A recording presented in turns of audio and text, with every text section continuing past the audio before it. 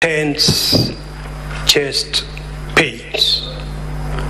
I did not want to inquire beyond that, Mheshimiwa Speaker. But just in order to perhaps save the time of this Honorable House, let me, as I sit down, invite Mr. Speaker and the House to look at Article 145 of the Constitution, sub-Article 6. Mheshimiwa Speaker, sub-Article 6 of Article 145 says, if the special committee reports that the particulars of any allegation against the President, of course it applies for the Deputy President. If you go to B, have been substantiated, we are proceeding under sub-Article 6B. And under sub-Article 6B, this House, by the Constitution, is obligated to accord the Deputy President an opportunity to be heard, which is why Rule 11 of the standing orders of this House specifically provides, Rule 11, where the National Assembly or the President chooses not to appear. And I would like to submit that the Deputy President has not chosen not to appear. The choice of the language chooses to appear in Standing Order number 11 is to be read with the Constitution Article 145, sub-Article 6, which obligates this Honorable Senate to accord the Deputy President an opportunity to be heard. So I do leave the matter in your hands, Mr. Mheshimiwa Speaker and Honorable Senators. I would suggest Article 145, the sub-article I've read, sub-article 6B, doesn't have a time limit of 10 days. Give the Deputy President, in the interest of justice, given the weight of removing a Deputy President from office, give him a couple of days. I thank you.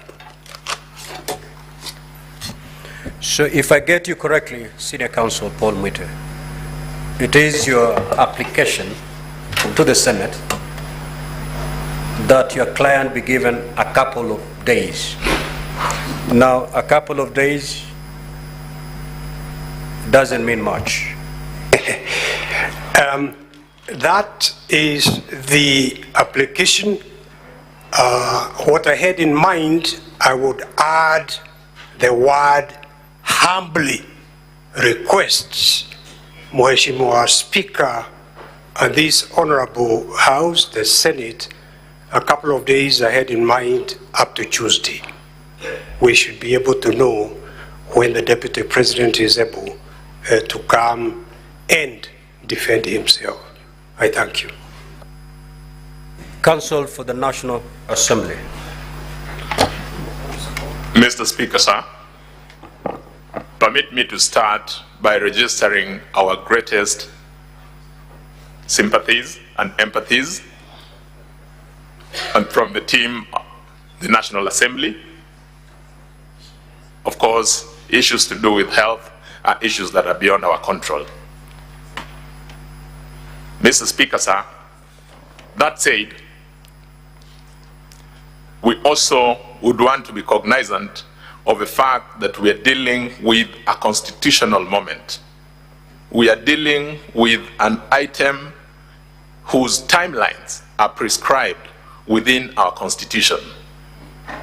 Mr. Speaker, sir, contrary to what learned senior counsel, Mr. Paul Mwite, would want to persuade this House to believe the proceedings before this House have not been the subject or have not been transacted pursuant to Article 145(6). Mr. Speaker, sir, on the 9th of October this year, this House did pass a resolution pursuant to the provisions of Article 145(3). Mr. Speaker, sir, pursuant to that resolution, there was a Gazette notice which very clearly indicates that this House was not going to determine that the matter at hand from a committee perspective, but that the whole House would then be determining the matter. It then follows, Mr. Speaker, sir, that the provisions of Article 145(6) would not be applicable. Mr. Speaker, sir, in the same Gazette notice, you did gazette the 16th and 17th of October to be the days assigned for the hearing and determination of the motion that is before you. That said, Mr. Speaker, sir, we appreciate the place of fair hearing and an opportunity to be accorded the chance and the facilities to be able to defend one's self in a motion such as this. Mr. Speaker, I would want to add that the opportunity to be heard does not have to be oral. The rules of this House permit that parties appearing could elect to be represented, they could elect to come in person, they could file documents. Mr. Speaker, sir, His Excellency the Deputy President has participated robustly in the proceedings both before the National Assembly, where they filed a very, very detailed replying affidavit and a response. Mr. Speaker, sir, if my memory serves me right, let me just make a quick reference. Before the National Assembly, His Excellency the President did file a response dated the 8th of October 2024. When the proceedings before this House began, His Excellency the President, the Deputy President again filed a very robust response dated the 12th of October 2024. Mr. Speaker, sir, up to this point in time, His Excellency the Deputy President, together with his team, have had a beautiful opportunity to present their case. They have had an opportunity to cross-examine in great detail all the witnesses that we presented before this House. If anything, Mr. Speaker, sir, if any prejudice were to be occasioned in the course of this, hearing this matter, that prejudice would be on us, because our expectation would be that His Excellency the President would be able to attend and avail an opportunity for the National Assembly to cross-examine him. Mr. Speaker, sir, taking into account the circumstances that we find ourselves in, having also very keenly heard learned senior counsel speak, matters held are not matters to be taken lightly.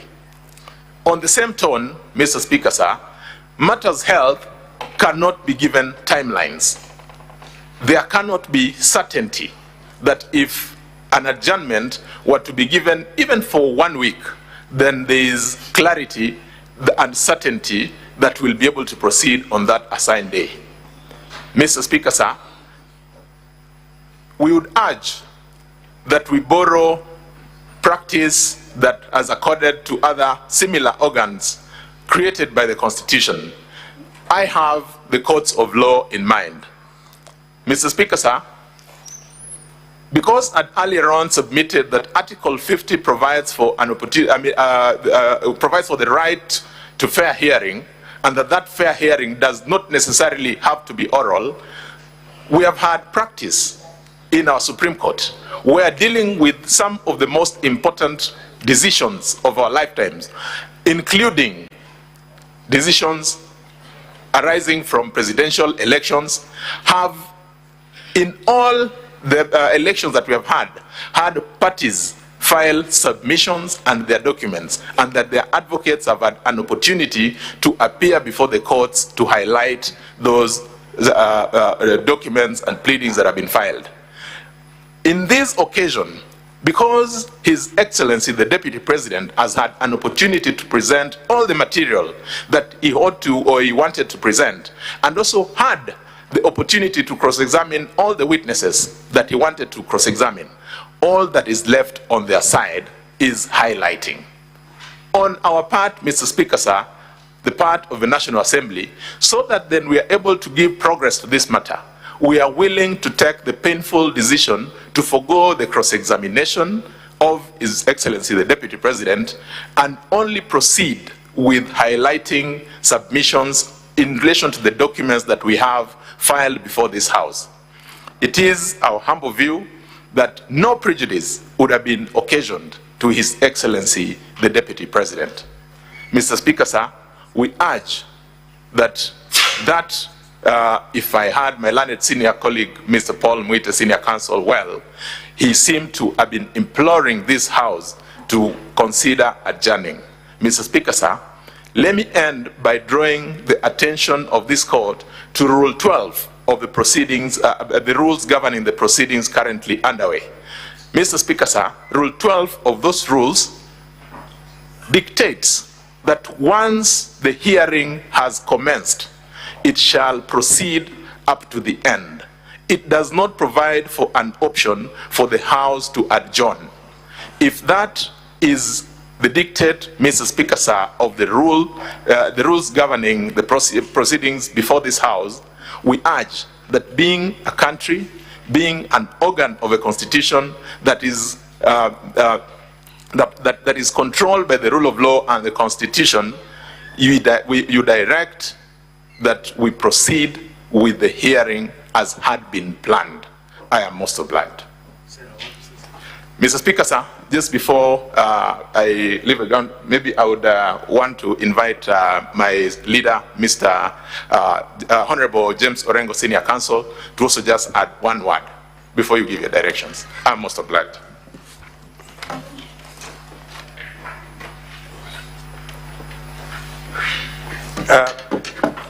Mr. Speaker, just briefly, in these proceedings, we are governed by Article 145.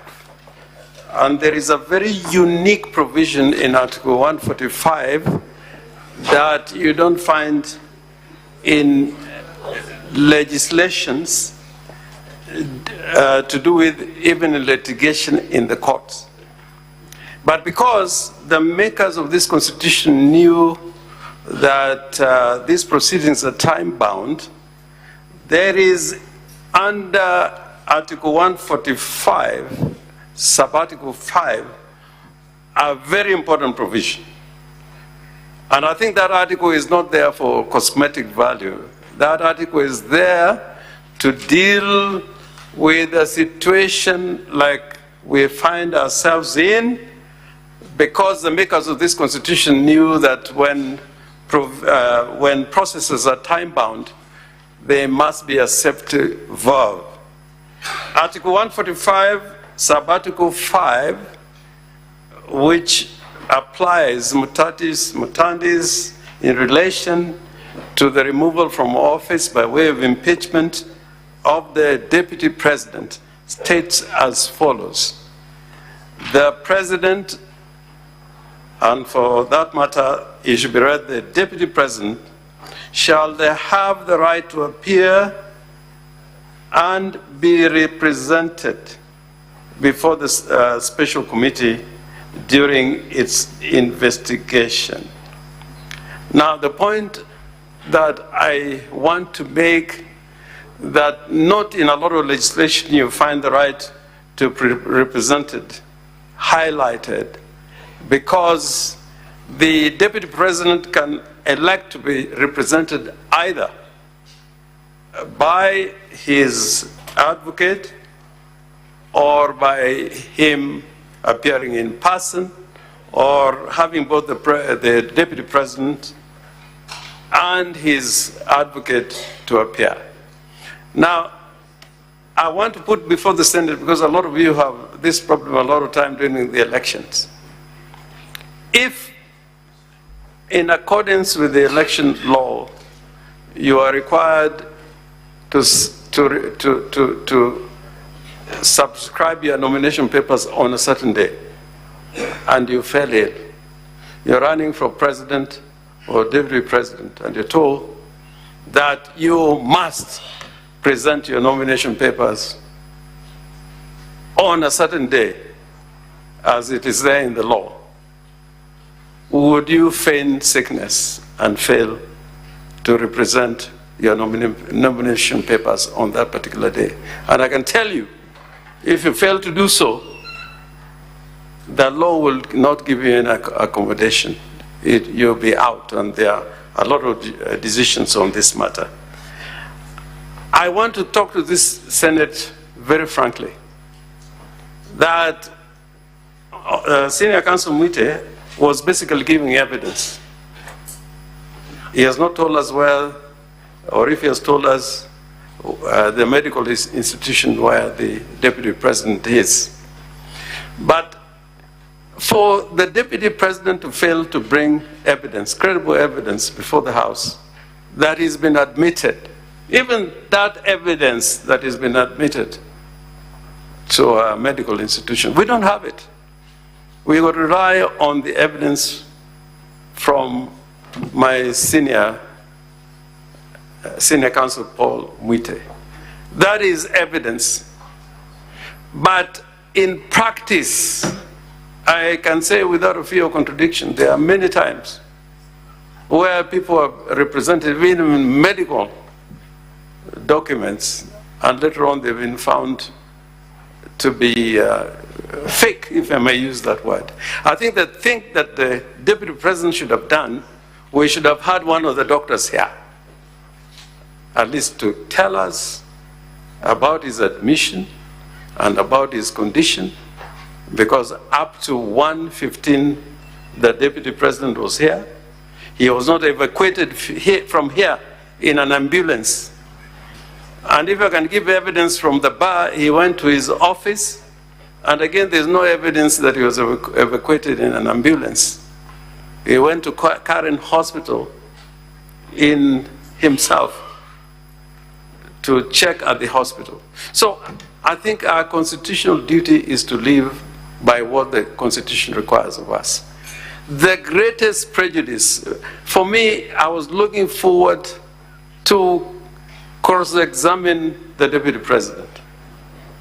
But unfortunately, the story that has been told does not include cross-examination of the evidence of the deputy president, which is on record. But because we are time-bound, and as my London friend Eric Gumba has said, we are prepared to go by the evidence in record. The prejudice is to us. The sickness of the deputy president is affecting us more because we would want to cross-examine him. But he has evidence in record which we cannot test by the way of cross-examination. And there's no assurance that on Tuesday, the deputy president would be here. Finally, we can also say from here that there are many cases that have been filed all over, including in Malindi today, that has to do with the proceedings that are going on here. So I am in a position to say that this health condition in which the deputy president is, and I sympathize, may be opportunistic in the absence of medical evidence from a doctor. It may be opportunistic. And I saw him when he came in. I'm not a doctor, but there was nothing to suggest that he was in the condition that Honorable Counsel has been talking about. So do the senators now turn into a jury to make a decision on the basis of evidence presented from the bar by senior counsel without no documentary proof of where the deputy president is and what ailments is suffering for. I think the more important duty for this Senate is to comply with the Constitution. And we urge you to comply with the Constitution and proceed with the hearing of these impeachment proceedings. Thank you. Senior Counsel Paul Mwite.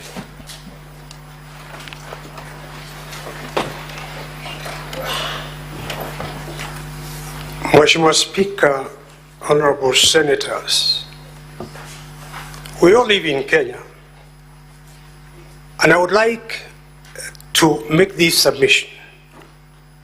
These gadgets we have here capture every word uttered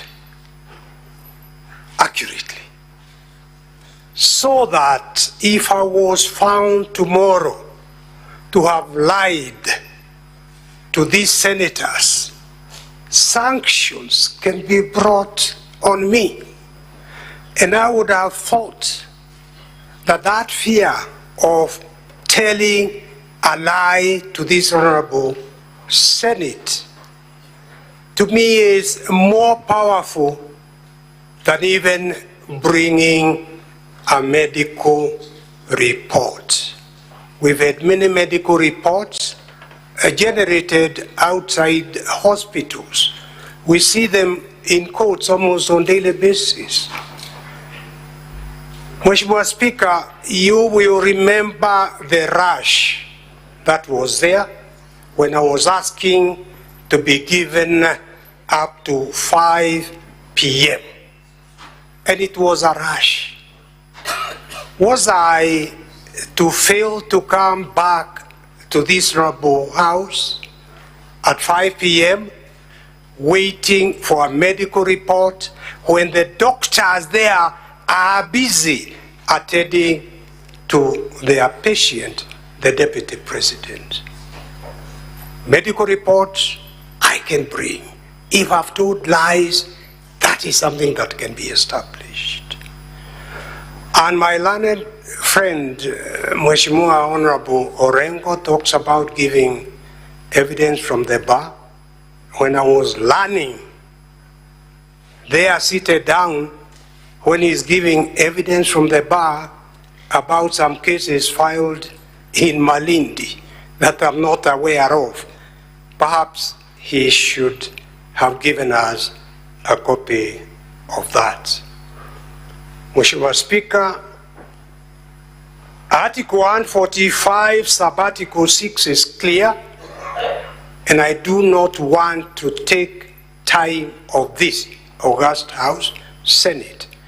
Going back to it, it applies, and I would plead with you and with honorable senators to give us until Tuesday to see whether the deputy president will be well enough. No one decides when to get sick and when not to get sick. I am sure many honorable senators here will have a story of their shock because of having spent an evening with somebody, then the following day they hear that the person is gone. Yet that person was looking good and healthy. Let's be humane. Let's be compassionate. Tuwe na utu kidogo. Tuesday, the heavens are not falling down to join with the earth. I thank you, Mheshimiwa Speaker. Senior Counsel Paul Mwite. There is a hypothetical question that was raised by Senior Counsel Orengo. Assuming, and just an assumption, assuming the Senate is inclined to grant your client up to Tuesday, and by Tuesday your client is unable to attend Senate, what then will be the way forward? Mheshimiwa Speaker, I would submit the best thing is for this Honorable House, Honorable Senate, to make a decision on facts rather than assuming what may or may not happen. Point number one. Point number two, Mheshimiwa Speaker, is the importance of honorable senators seeing with their own eyes how a witness withstands cross-examination. There are many times when different impressions will be given by a written document, and yet when cross-examination takes place, individuals change their minds. One can only make a decision on whether this witness is believable or not believable when they see his demeanor in person. So there's nothing to replace orality through cross-examination. There are many witnesses whose statements will be impressive, and yet when they begin to give evidence orally, that impression changes completely on the mind of the jury. The Deputy President wishes to subject himself to cross-examination, wishes under oath to deal with the evidence given adverse to him by witnesses here, so that honorable senators can have an opportunity of making a decision. Is it the Deputy President we shall believe, or is it those other witnesses? That opportunity can only come through orality and through cross-examination. So what this House elects to do, that decision, this House, Mheshimiwa Speaker, they will make on Tuesday. I am always an optimist. So I am living in the belief that the doctors may be able to put whatever is wrong with the Deputy President back in place so that he can be here on Tuesday, Mr. Speaker. If he's not here, let that decision of what this Honorable Senate will then do be made on Tuesday. That is a humane way of going about a matter about no one had control of. I thank you. Now, honorable senators,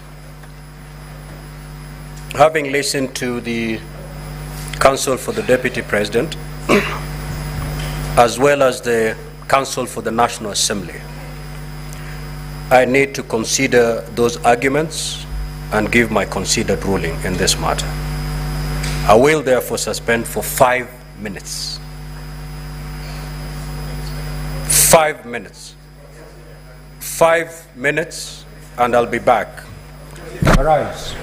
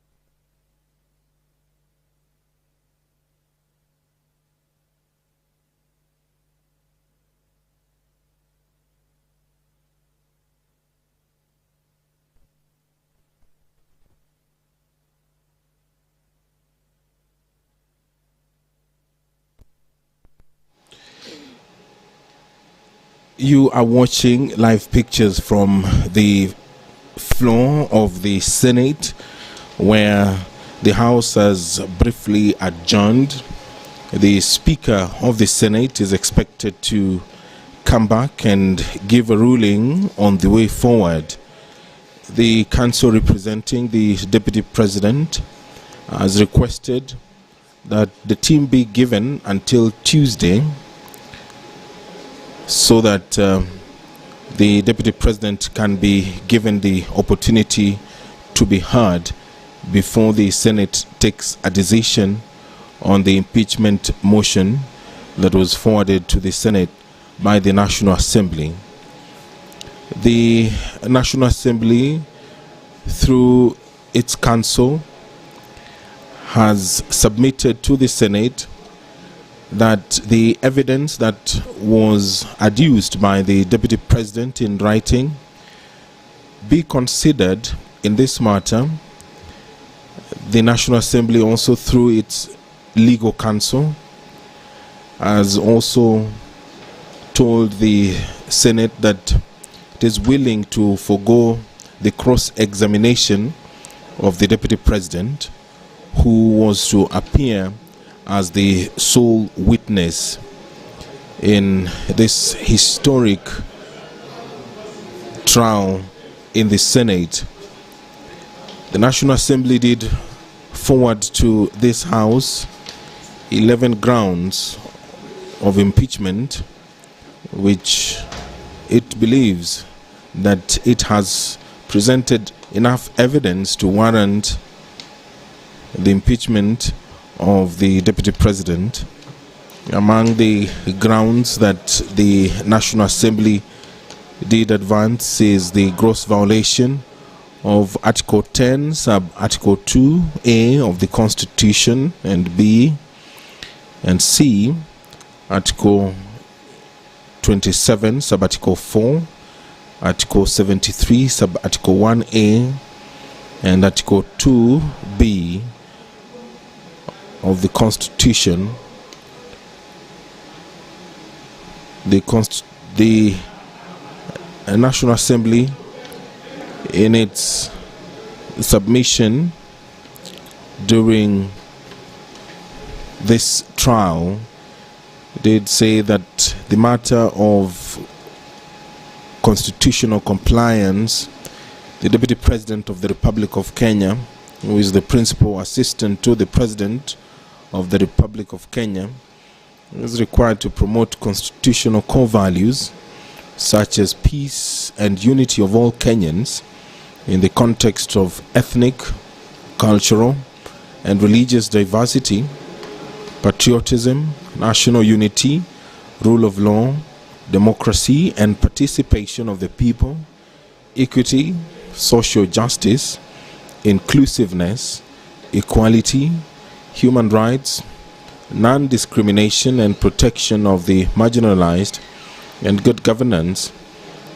To also respect and uphold representation of Kenya's multi-ethnic and culturally diverse society through the promotion of equality and affording equal opportunities to all Kenyans in appointments to the public service and allocation of public resources, and to promote and implement public policy decisions that do not discriminate against any Kenyan based on conscience, ethnic or social origin, language or birth.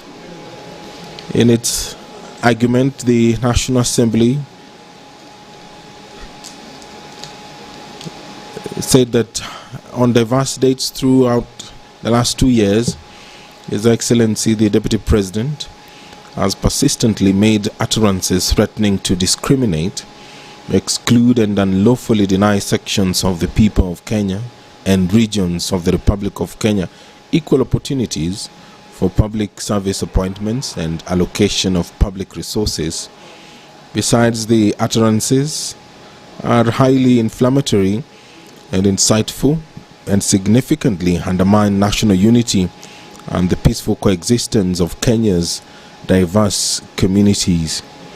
In forwarding its evidence to the Senate for the purpose of this trial, the National Assembly did illustrate instances where it believes the Deputy President has been on record committing the said violations. Ground 2, gross violation of Article 147, Sub-Article 1, and Article 152, Sub-Article 1 of the Constitution. The National Assembly states that Article 147, Sub-Article 1 of the Constitution provides that the Deputy President shall be the principal assistant of the President and shall deputize for the President in the execution of the President's functions. In addition, Article 152, Sub-Article 1 of the Constitution states that the Deputy President is a member of the Cabinet. The National Assembly argues that on various dates throughout the last 2 years, His Excellency, the Deputy President, undermined the President and the Cabinet and the effective discharge of the national government's executive mandate by making unilateral public statements that were inconsistent with policy positions collectively adopted by the government.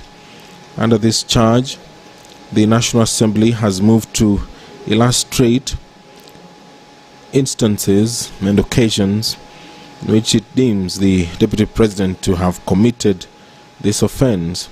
That on or around 30th of April 2024, the Cabinet passed a resolution for the evacuation of people residing along the Nairobi River. Shortly after that, His Excellency the Deputy President made a public statement opposing the Nairobi River riparian evacuation orders, which the National Assembly argues that the Cabinet had sanctioned for public safety and climate change mitigation. His Excellency the Deputy President made contradictory public statements despite being a member of the Cabinet and being assigned the function of superintending the Nairobi River riparian evacuation order. In addition, the National Assembly argues that His Excellency the Deputy President has on several occasions throughout the last 2 years made public statements contradicting the President on critical matters of governance and the exercise of the President's functions as a symbol of national unity. It has also tried to illustrate that in March 2023, at a public forum in the Nyanza region, the President said Kenya belongs to all, notwithstanding how people voted in 2022 general elections, and that he would ensure the government does not discriminate against anyone. However, His Excellency the Deputy President, speaking after the President at another public forum, contradicted him by saying that Kenya is a company in which the provision of government services is based on shares. That His Excellency the Deputy President has made numerous other utterances at public forums where he publicly restates the division narrative that Kenya is a company in which the rights of citizens are based on shares determined by how various ethnic communities voted in the 2022 general election.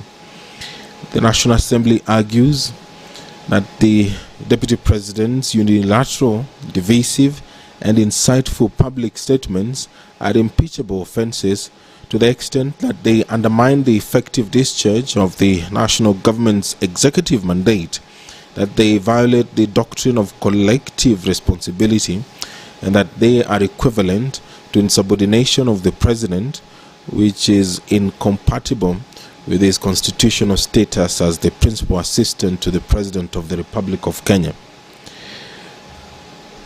Ground 3, gross violation of Article 6, Sub-Article 2, Article 10, Sub-Article 2A, Article 174, Article 186, Sub-Article 1, Article 189, Sub-Article 1, and the 4th Schedule to the Constitution. This, quote-unquote, undermining devolution.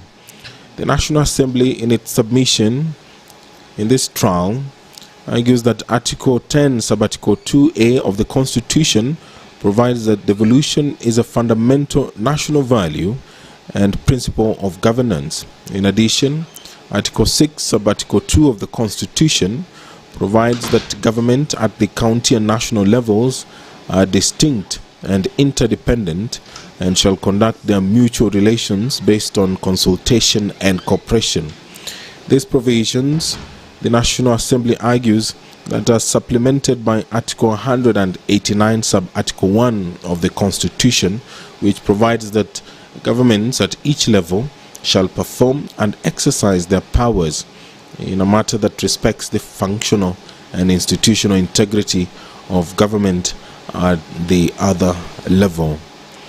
Under paragraph 7A of Part 2 of the 4th Schedule to the Constitution, county governments are responsible for trade development and markets as an exclusive function. Moreover, the Deputy President chairs the Intergovernmental Budget and Economic Council, which the National Assembly argues is an essential organ for consultation between the two levels of government. In its submission before the Senate, the National Assembly, through its legal representatives, say that on or around 20th September 2024, His Excellency Rigathi Gachagua, recklessly unmindful of the high calling and dignified status of the office of the Deputy President of the Republic, unlawfully interfered with the running of Nairobi City County Government by holding a public rally in which he incited citizens against lawful directives of the Nairobi City County Government on the planning and relocation of markets. Further, the National Assembly argues that His Excellency, the Deputy President, publicly disparaged the leadership of the Nairobi City County Government and its decisions. Moreover, the Deputy President has interfered with the proper discharge of county government's constitutional functions regarding alcohol and control and regulations. His Excellency, the Deputy President's insightful and demeaning public statements and conduct are impeachable offenses to the extent that they undermine devolution. This is according to the submission by the National Assembly, and that they undercut the functional and institutional integrity of county governments. They unjustifiably vilify and ridicule the leadership of county governments, especially the Nairobi City County Government. Consequently, His Excellency Rigathi Gachagua, according to the National Assembly, has grossly violated Article 6, Sub-Article 2, Article 10, Sub-Article 2A, Article 174, Article 186, Sub-Article 1, and Article 189, Sub-Article 1 of the Constitution, as read with the 4th Schedule to the Constitution. Ground 4, the National Assembly accuses the Deputy President of gross violation of Article 160, Sub-Article 1 of the Constitution, which talks about the undermining of institutional and decisional independence of judges. In its submission, the National Assembly argues that Article 160, Sub-Article 1 of the Constitution provides that the judiciary shall be subject only to this Constitution and the law, and shall not be subject to the control or direction of any person or authority. Many international law instruments, treaties, and principles require the guarantee of the judiciary's independence and require all government officers and institutions to respect and observe it. In 2023, His Excellency Rigathi Gachagua, according to the National Assembly, recklessly and mindful of the high calling and dignified status of the office of the Deputy President of the Republic of Kenya, and the need to respect, protect, and uphold the independence of the judiciary, made a scathing public attack against the Honorable Lady Justice Esther Maina, Judge of the High Court of Kenya, and falsely threatened to file a petition for the removal of the said judge in gross violation of Article 160, Sub-Article 5 of the Constitution. The Honorable Judge, according to the National Assembly, had presided over a case in which His Excellency Rigathi Gachagua was a party and had, in the lawful performance of a judicial function, ordered His Excellency the Deputy President to forfeit to the state the sum of 200 million shillings, which she had found to be proceeds of corruption and money laundering.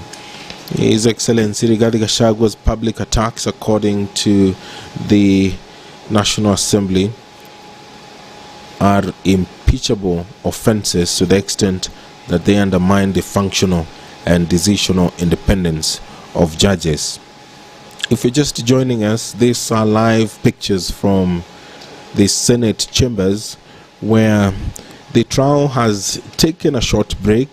The Speaker has gone to draw a ruling on the way forward for this trial, where the Deputy President has been unable to appear to take to the witness stand. His legal representative, led by Senior Counsel Paul Mwite, has asked the Senate to give the Deputy President until Tuesday next week, and thereafter make a decision on the way forward.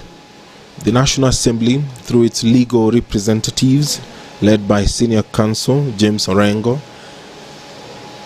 urged the Senate to consider the evidence that has already been forwarded by the Deputy President.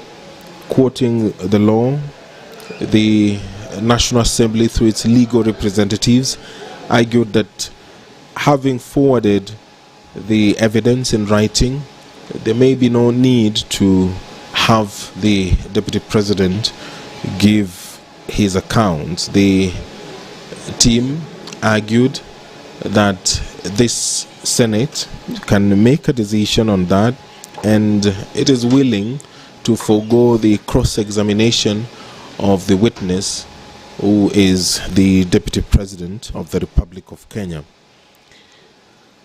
So we are waiting for the Speaker to make a ruling on this request by the Council representing the Deputy President. Ground 5 of the Ground 5 that the National Assembly believes is an impeachable offence is the gross violation of Article 3, Sub-Article 1, and Article 148, Sub-Article 5A of the Constitution, which talks about the breach of the oath of office and allegiance. The National Assembly, in impeaching the Deputy President, argued that His Excellency Rigathi Gachagua's actions and utterances outlined in Ground 1, 2, 3, and 4 constitute a gross violation of Article 3, Sub-Article 1 of the Constitution, which requires every person to respect, uphold, and defend the Constitution. Further, the actions and utterances of His Excellency Rigathi Gachagua grossly violate Article 148, Sub-Article 5A of the Constitution, which prescribes the oath of allegiance of the office of the Deputy President that obligates the Deputy President to obey, preserve, protect, and defend the Constitution. There's also serious reasons, according to the National Assembly, to believe that the Deputy President has committed a crime under national law pursuant to Article 150, Sub-Article 1B, Part 2 of the Constitution. Under Ground 6, the National Assembly, in its submission, argues that there are serious reasons to believe that His Excellency Rigathi Gachagua has committed crimes under Sections 13, Subsection 1A, and Section 62 of the National Cohesion and Integration Act. Section 13 of the National Cohesion and Integration Act provides that it is an offense for any person to use threatening, abusive, or insulting words or behavior where the person intends to stir up feelings of ethnic contempt, hatred, hostility, violence, or discrimination. The section also makes it an offense to use such words or engage in such behavior when having regard to all the circumstances ethnic hatred is likely to be stirred up. The National Assembly argues that besides, Section 62 of the National Cohesion and Integration Act states that a person commits an offense when the person makes statements that are intended or are likely to stir up feelings of ethnic contempt, hatred, hostility, violence, or discrimination. His Excellency Rigathi Gachagua's persistent, inflammatory, reckless, insightful public utterances over the last 2 years, according to the National Assembly, details of which are set out in grounds 1, 2, 3, and 4, establish serious reasons to believe that he has committed crimes under Section 13, subsection 1, and Section 62 of the National Cohesion and Integration Act. Ground 7. Serious reasons to believe that His Excellency Rigathi Gachagua has committed crime under Sections 45, subsection 1, Section 46, Section 47A, Part 3, and Section 48, subsection 1 of the Anti-Corruption and Economic Crimes Act, and Section 2, 3, 4, and 7 of the Proceeds of Crime and Anti-Money Laundering Act. But for the past 2 years, His Excellency the Deputy President has inexplicably amassed a humongous property portfolio estimated at 5.2 billion shillings, primarily from proceeds of corruption and money laundering. The value of the property and wealth that His Excellency Rigathi Gachagua has acquired, according to the National Assembly, over the last 2 years is incompatible with his non-legitimate income, that is 12 million shillings per annum or thereabouts. That His Excellency Rigathi Gachagua has acquired the above-mentioned property and wealth using his 2 sons, Kevin Rigathi Gachagua, or Kevin Gachagua, and Keith Ikenu Rigathi, and other close family members and associates as proxies. The National Assembly argues that His Excellency Rigathi Gachagua and his proxies, especially the 2 sons, have used a number of companies to massively launder money, conceal proceeds of crime, corruption, and benefit from influence peddling. Any time from now, we will hand you over to the live proceedings of the Senate, where we do expect in a couple of moments the Speaker of the Senate will walk into the chambers to deliver that much awaited ruling on the way forward. The senators are making their way into the chamber, taking their seats, signaling probably the imminent arrival of the Speaker of the Senate. Just a quick recap. The Speaker adjourned the sitting briefly to draft a ruling on the request by the senior counsel Paul Muite, representing the Deputy President in this historic trial.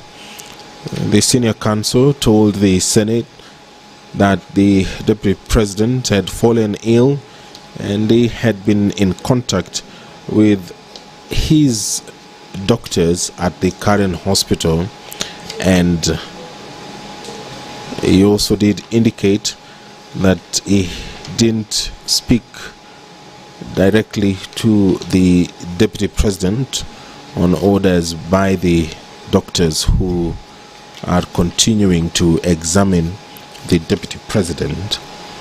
And in response, the National Assembly, through its legal team, argued that they do not need to cross-examine the Deputy President, who was scheduled to take to the witness stand, but the Senate should consider using the evidence presented by the Deputy President in his submission to make a decision.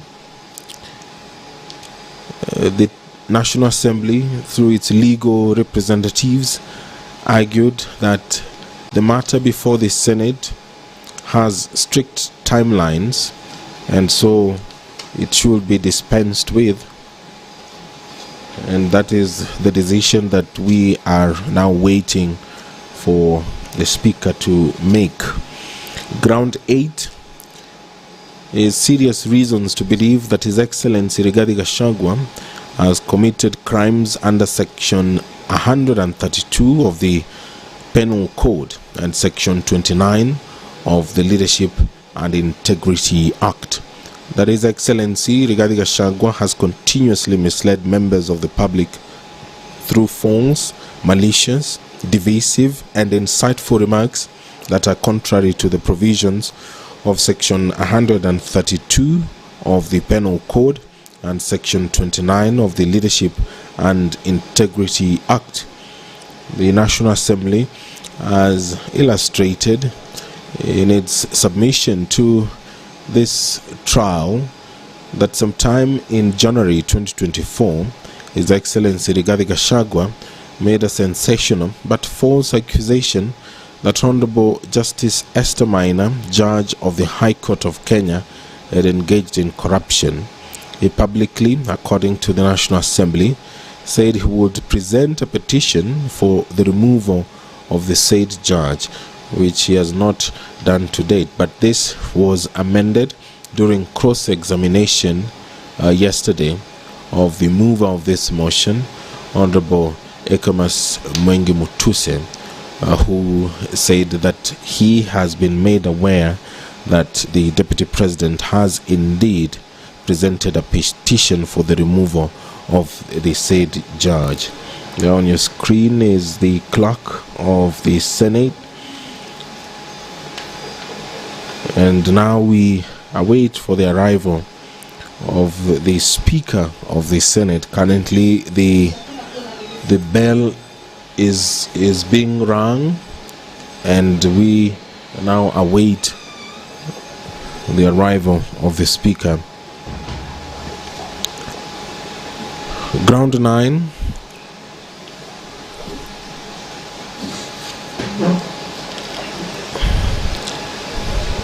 And there is the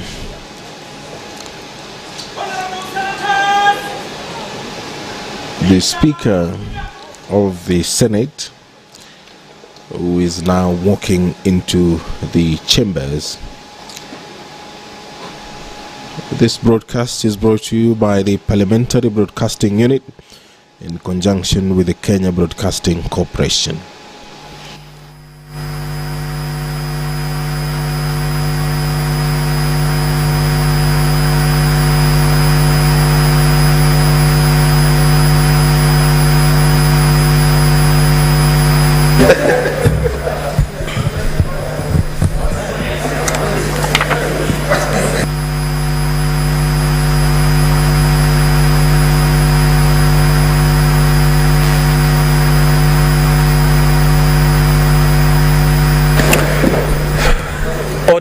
Honorable Senators, let me apologize. I've taken more than the 5 minutes. The matters that had been raised are weighty, but I'm ready with my ruling and I proceed to deliver it. Honorable Senators, ladies and gentlemen, as you will recall, before the rise of the Senate at 1:15 p.m., the Senate had concluded the hearing of the case of the National Assembly. This included the evidence laid by the National Assembly, including the calling of its witnesses who were examined, cross-examined by counsel for the Deputy President, and re-examined.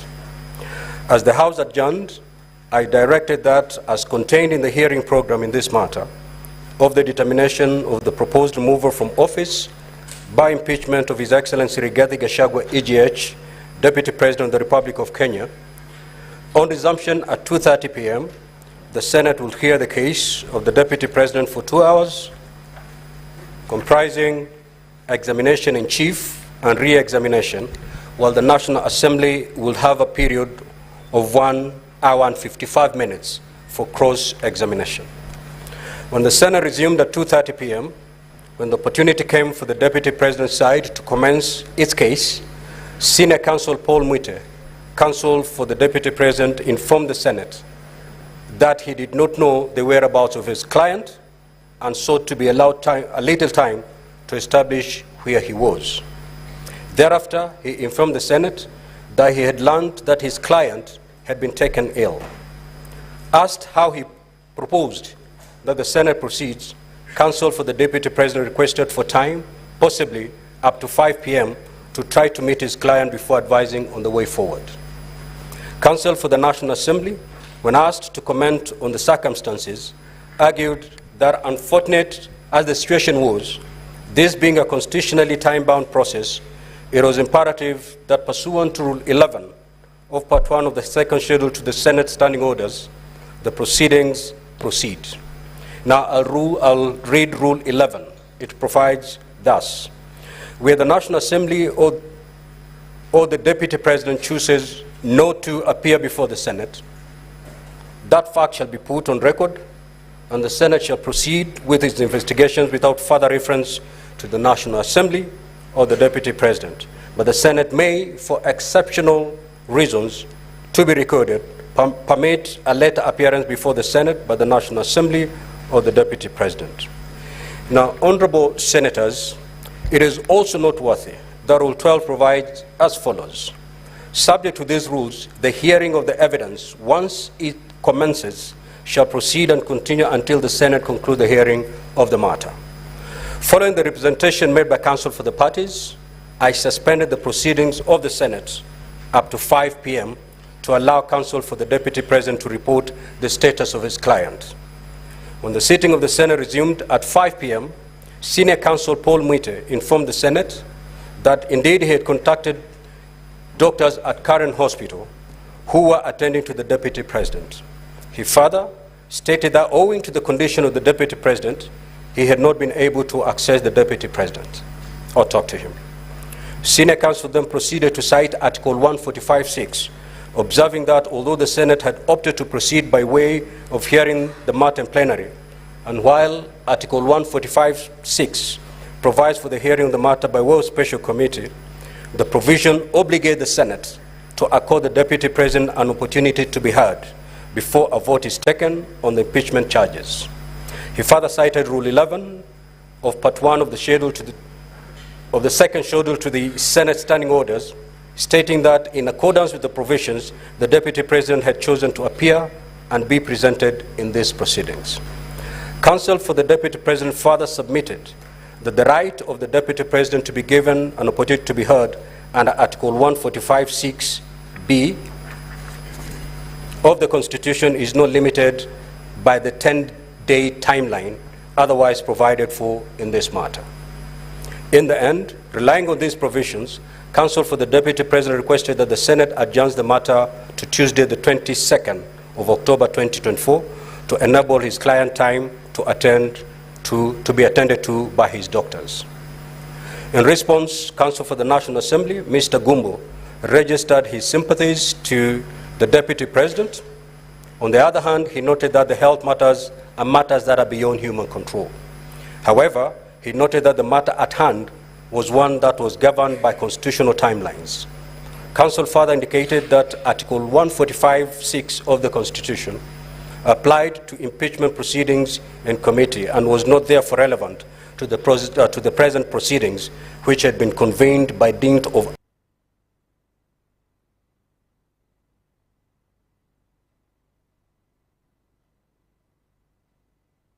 Counsel observed that the dates for the hearing had, by Gazette notice, been set at 16th and 17th of October 2024. Counsel therefore went ahead to observe that His Excellency the Deputy President had robustly participated in the proceedings by filing detailed responses to the allegations as set out by the National Assembly and through various submissions made in the course of the hearing, including cross-examination of witnesses. Can be cross-examined, this will be on the part of the National Assembly, which had the legitimate expectation of testing the evidence of the Deputy President through cross-examination. Counsel then referred to the practice in the courts, including the Supreme Court, where parties are allowed to file respective submissions, and the advocates are then allowed to appear and highlight their submissions.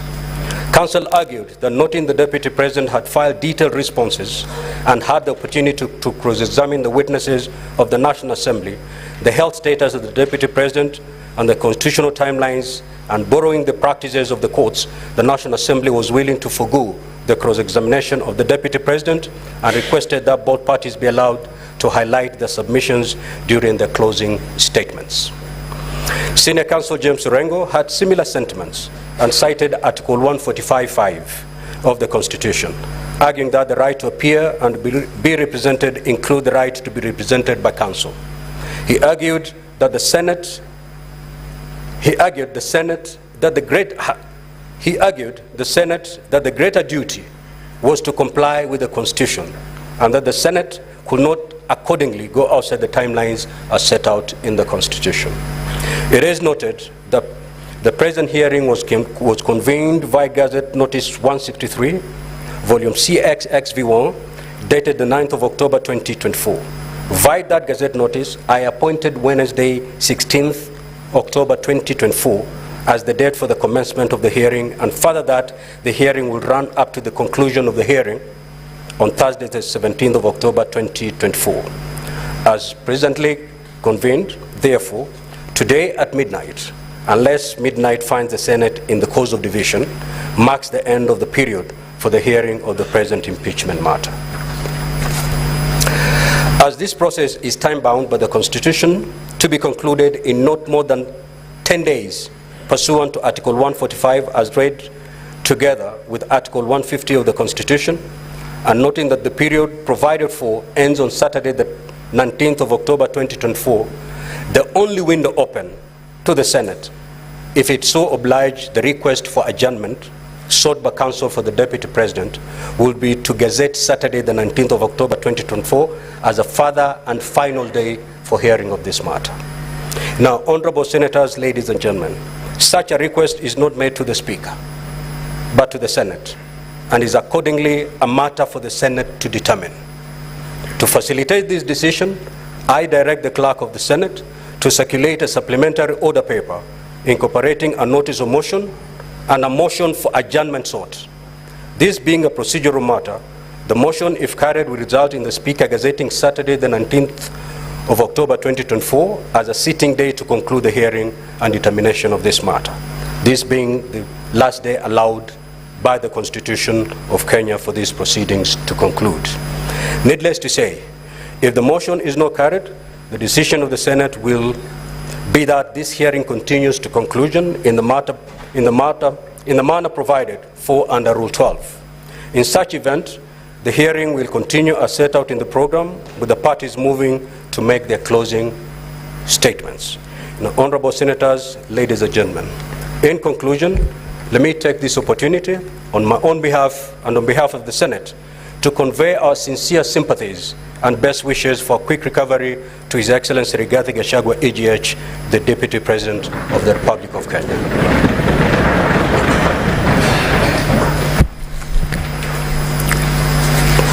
Next to the clerk. Now, Honorable Senators, you have been circulated with the supplementary order paper. That is the order paper that we are going to use from now going forward. Clerk.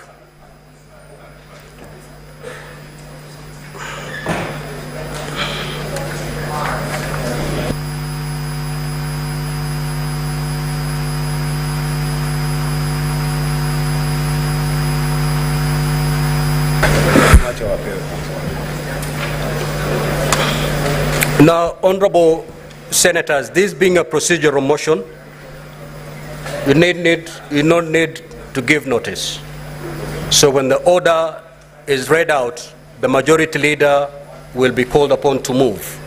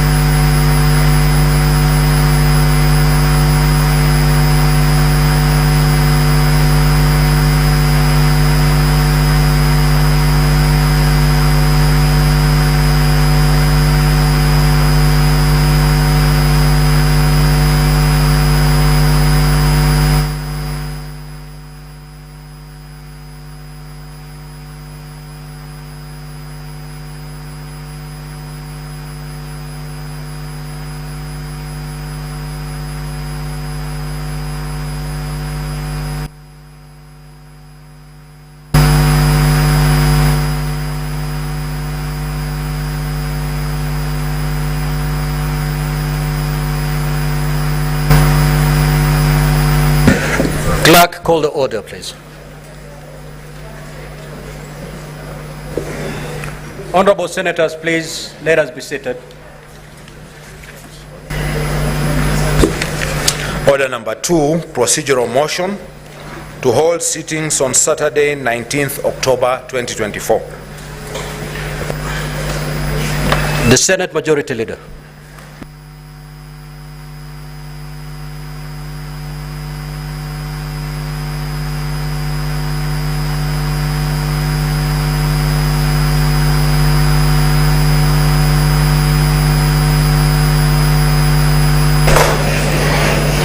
Mr. Speaker, sir, I rise to move this procedural motion, which is for the Senate to hold sittings on Saturday, the 19th of October 2024.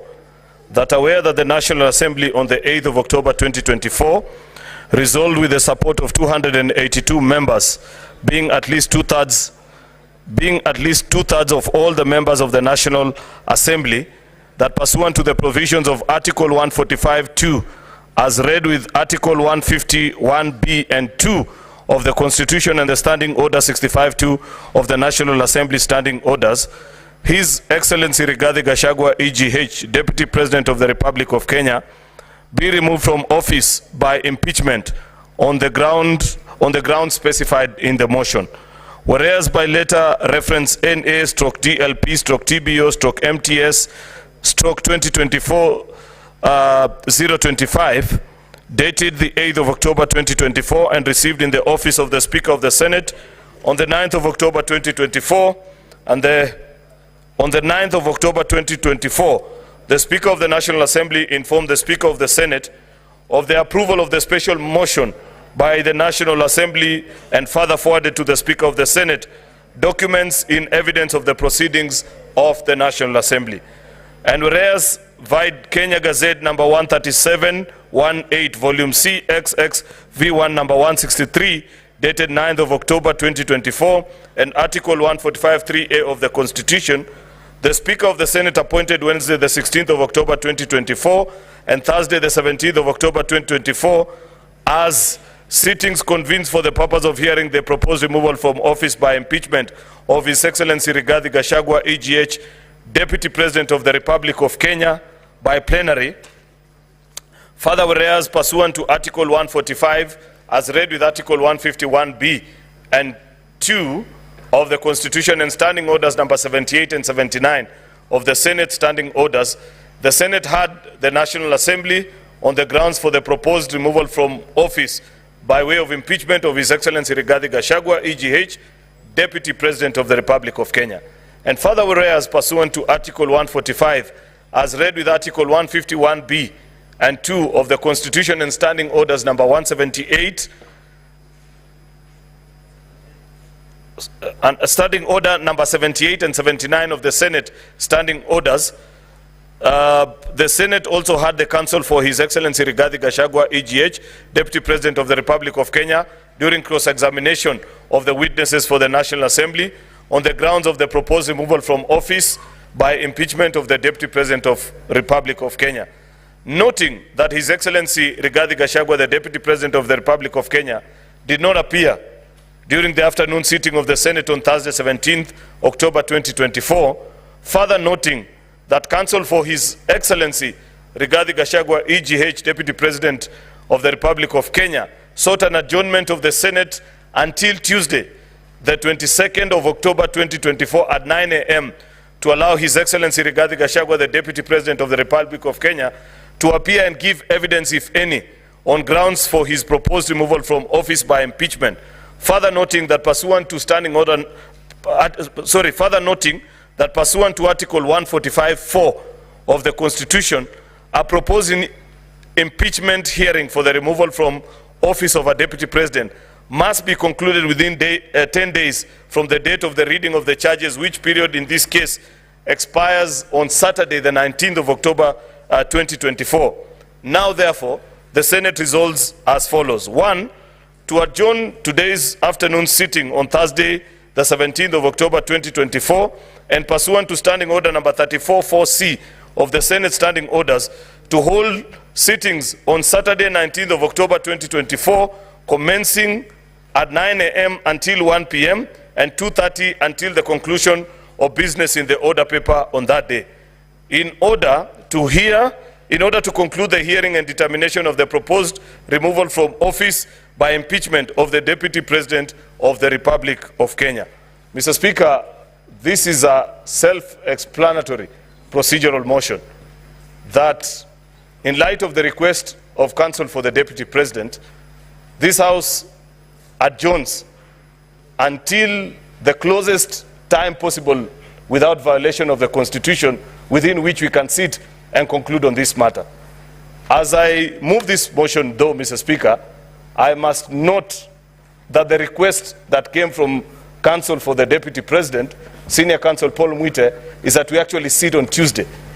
I am sure he knows very well the 10-day provision, but I don't know why he wants this House to violate the Constitution, Mr. Speaker, or at least send us into a constitutional crisis.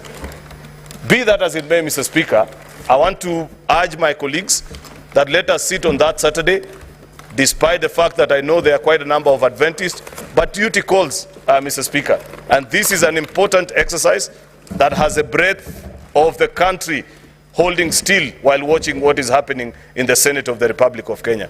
Therefore, Mr. Speaker, with those very many remarks, I want to request the minority leader, Senator Justice Stewart Madzayo, to second this motion. I thank you. Justice retired Stewart Madzayo. Sorry, my apologies. Order, honorable senators. You know, it pays to be attentive. I've just said this is a procedural motion. It does not require notice. Senator Karungo.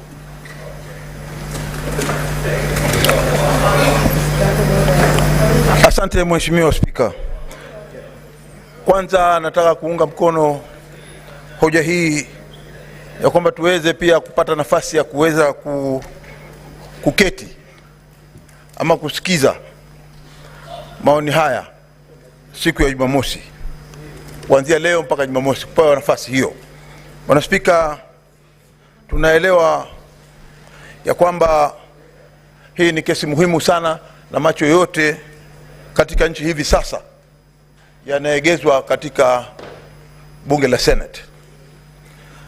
Nataka kumpatia pole sana kupitia kwa wakili ambaye ni senior counsel wetu na ni wakili mkubwa katika Kenya, ndugu yangu Paul Mwite,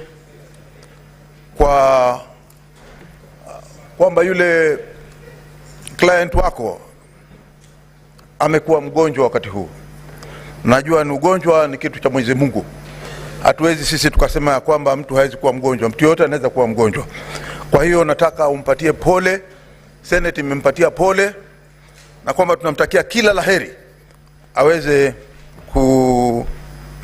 Mwenyezi Mungu kumpatia nafuu, alafu tuweze kumpata hapa. Bwana Spika, tuko katika panda mbili hivi sasa. Ni mgonjwa na tuendelee, ama ni mgonjwa na tusiendelee.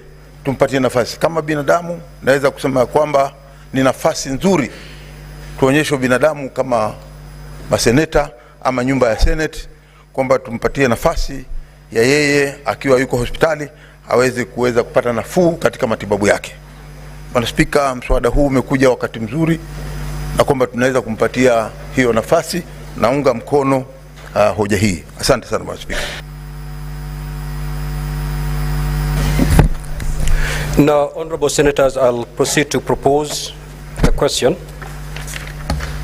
which is that aware that the National Assembly on the 8th of October 2024 resolved, with the support of 282 members, being at least 2/3 of all members of the National Assembly, that pursuant to the provisions of Article 145(2) as read, with Article 151(b) and 2 of the Constitution, and Standing Order 65(2) of the National Assembly Standing Orders, His Excellency Rigathi Gachagua EGH, Deputy President of the Republic of Kenya, be removed from office by impeachment on the grounds specified in the special motion. Whereas by a letter reference NA/DLP/TBO/MTS/2024 into brackets 025 dated the 8th of October 2024 and received in the office of the Speaker of the Senate on the 9th of October 2024, the Speaker of the National Assembly informed the Speaker of the Senate of the approval of the special motion by the National Assembly and further forwarded to the Speaker of the Senate documents in evidence of the proceedings of the National Assembly. And whereas White Kenya Gazette number 13178, volume CXX V1, number 163, dated the 9th of October 2024, and Article 145(3)(a) of the Constitution, the Speaker of the Senate appointed Wednesday, the 16th of October 2024, and Thursday, 17th of October 2024, as sittings convened for the purpose of hearing the proposed removal from office by impeachment of His Excellency Rigathi Gachagua, EGH, Deputy President of the Republic of Kenya, in plenary. Further, whereas pursuant to Article 145, as read with Article 151(b) and 2 of the Constitution, and Standing Orders 78 and 79 of the Senate Standing Orders, the Senate heard the National Assembly on the grounds for the proposed removal from office by impeachment of His Excellency Rigathi Gachagua, EGH, Deputy President of the Republic of Kenya. And further, whereas pursuant to Article 145, as read with Article 151(b) and 2 of the Constitution and Standing Orders 78 and 79 of the Senate Standing Orders, the Senate also had counsel for His Excellency Rigathi Gachagua, EGH, Deputy President of the Republic of Kenya, during cross-examination of the witnesses for the National Assembly on the grounds for the proposed removal from office by impeachment of the Deputy President of the Republic of Kenya. Noting that His Excellency Rigathi Gachagua, EGH, Deputy President of the Republic of Kenya, did not appear during the afternoon sitting of the Senate on Thursday, the 17th of October 2024. Further, noting that counsel for His Excellency Rigathi Gachagua, EGH, Deputy President of the Republic of Kenya, sought an adjournment of the Senate until Tuesday, the 22nd of October 2024 at 9 a.m. to allow His Excellency Rigathi Gachagua, EGH, Deputy President of the Republic of Kenya, to appear and give evidence, if any, on the grounds for his proposed removal from office by impeachment. Further, noting that pursuant to Article 145(4) of the Constitution, a proposed impeachment hearing for the removal from office of a Deputy President must be concluded within 10 days from the date of the reading of the charges, which period in this case expires on Saturday, the 19th of October 2024. Now, therefore, the Senate resolves the following: to adjourn the afternoon sitting of Thursday, 17th of October 2024, and pursuant to Standing Order 34(4)(c) of the Senate Standing Orders, to hold sittings on Saturday, the 19th of October 2024, commencing at 9 a.m. until 1 p.m. and 2:30 p.m. until conclusion of business in the order paper of the day, in order to conclude the hearing and determination of the proposed removal from office by impeachment of the Deputy President of the Republic of Kenya. Now, honorable senators, we have been here before. This is a procedural motion. We rarely debate procedural motions. It's either we agree with it or we don't agree with it. And therefore, with your consensus, I may move to put the question. Very well. I will now proceed to put the question. That aware that the National Assembly on the 8th of October 2024 resolved with the support of 282 members, being at least 2/3 of all members of the National Assembly, that pursuant to the provisions of Article 145(2) as read with Article 151(b) and 2 of the Constitution, and Standing Order 65(2) of the National Assembly Standing Orders, His Excellency Rigathi Gachagua, EGH, Deputy President of the Republic of Kenya, be removed from office by impeachment on the grounds specified in the special motion. Whereas by a letter reference NA/DLP/TBO/MTS/2024 into brackets 025, dated the 8th of October 2024, and received in the office of the Speaker of the Senate on the 9th of October 2024, the Speaker of the National Assembly informed the Speaker of the Senate of the approval of the special motion by the National Assembly, and further forwarded to the Speaker of the Senate documents in evidence of the proceedings of the National Assembly.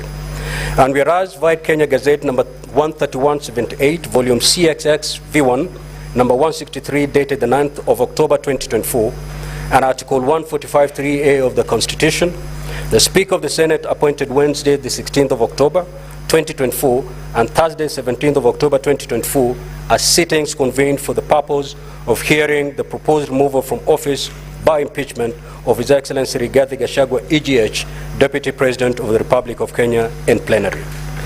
Further, whereas pursuant to Article 145, as read with Article 151(b) and 2 of the Constitution and Standing Orders 78 and 79 of the Senate Standing Orders, the Senate had the National Assembly on the grounds for the proposed removal from office by impeachment of His Excellency Rigathi Gachagua, EGH, Deputy President of the Republic of Kenya.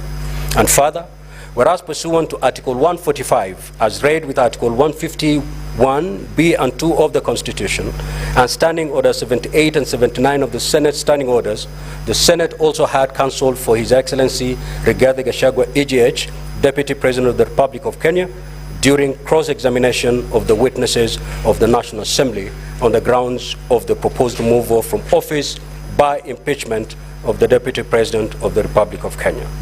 Noting that His Excellency Rigathi Gachagua, EGH, Deputy President of the Republic of Kenya, did not appear during the afternoon sitting of the Senate on Thursday, the 17th of October 2024, further noting that the counsel for His Excellency Rigathi Gachagua, EGH, Deputy President of the Republic of Kenya, sought an adjournment of the Senate until Tuesday, the 22nd of October 2024 at 9 a.m.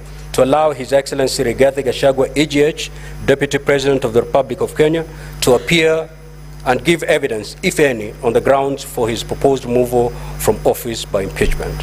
Further, noting that pursuant to Article 145(4) of the Constitution, a proposed impeachment hearing for the removal from office of the Deputy President must be concluded within 10 days from the date of the hearing of reading of the charges, which period in this case expires on Saturday, the 19th of October 2024.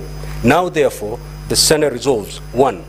To adjourn the afternoon sitting of Thursday, 17th of October 2024, and pursuant to Standing Order 34(4)(c) of the Senate Standing Orders, to hold sittings on Saturday, the 19th of October 2024, commencing at 9 a.m. until 1 p.m.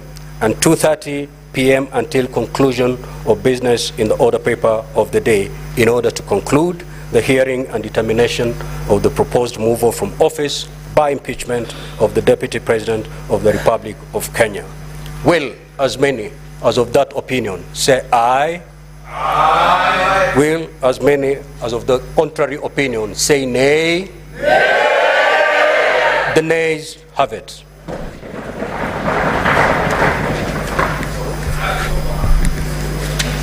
Now, honorable senators, the motion having been defeated, we will proceed with the hearing program as had been circulated this afternoon, in which case then we will move to closing statements by the parties.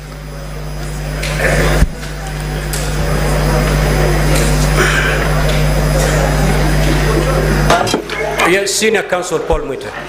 Mheshimiwa Speaker, through you, let me recognize the right of this Honorable Senate to decide any issue, any question put to it democratically, which, Mr. Speaker, is what has happened.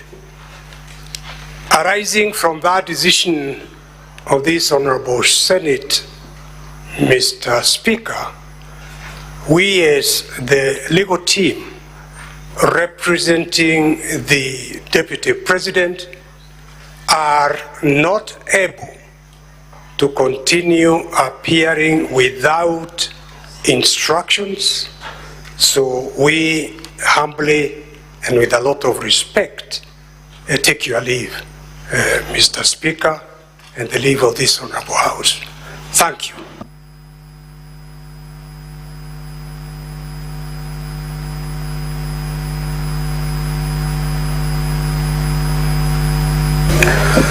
Now, honorable senators, we shall move to hear the closing statements by counsel for the National Assembly. Clerk, you may now proceed to read the order. Order number 3, hearing and determination on the proposed removal from office by impeachment of His Excellency Rigathi Gachagua, EGH, Deputy President of the Republic of Kenya. Counsel for the National Assembly, the floor is yours. You have up to 60 minutes. Thank you very much, Mr. Speaker, sir. On behalf of the National Assembly, we have a total of 4 advocates who would be sharing the time that is allocated to us. Leading the pack, Mr. Speaker, sir, is Senior Counsel Otiende Amolo, to whom I will cede the floor.